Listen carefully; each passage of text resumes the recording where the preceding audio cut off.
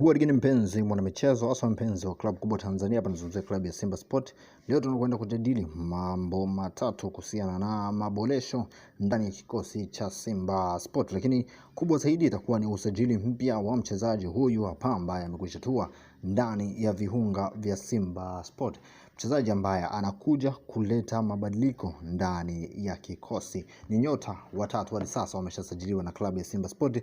Wawili wametangazwa na mmoja tunakwenda kumzungumzia leo, lakini nyota wengine wawili ambao wanatajwa sana kujiunga na klabu ya Simba Sport tunakwenda kuwajadili na ni namna gani wanaweza wakaja kuitransform klabu ya Simba kutoka hapa tulipo hadi kufikia maeneo mengine. Sasa wewe shabiki wa Simba, usahau kusubscribe na kuniambia kwenye comment unashabikia Simba kutokea maeneo gani na yapi maoni yako kuhusiana na hizi sajili ambazo klabu ya Simba tunazifanya hadi kufikia sasa.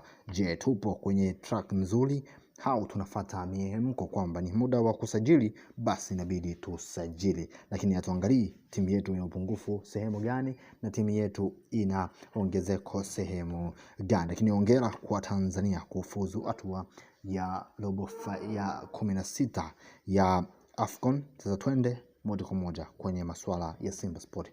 Wana Simba nguvu moja, msahau kusubscribe. Twende moja kwa moja mashabiki wenzangu wa klabu ya Simba Sport.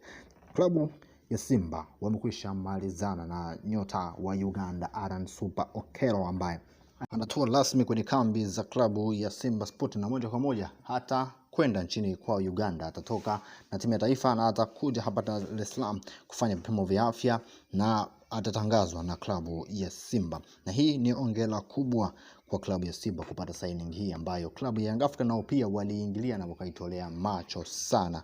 Hii ikawafanya washindwe kufocus sana na mambo ya kwao, na baada kuanza kuangalia Simba katuma ofa ipi, Simba kafanya nini. Lakini kuna maboresho mengine ndani ya kikosi cha Simba Sport. Haya ni kuhusiana na ushambuliaji, na huku ndipo tunakwenda kuangalia. Kama hata umetazama mechi ya Taifa Stars utaona ni jinsi gani tuna struggle sana kwenye ufungaji wa magoli, na hili limekuwa tatizo kwa timu za Tanzania. Sasa klabu ya Simba wameamua kumsajili mshambuliaji kutoka katika mataifa ya Algeria kule. Hapa namzungumzia Abraham Maknoune ambaye anakuja kuongeza nguvu ndani ya kikosi cha Simba. Sasa tumekuwa na namba 9 watatu, sijui nani ataanza na nani hata kuanzia bench. Usahau kusubscribe, tutakutana wakati mwingine. Asante.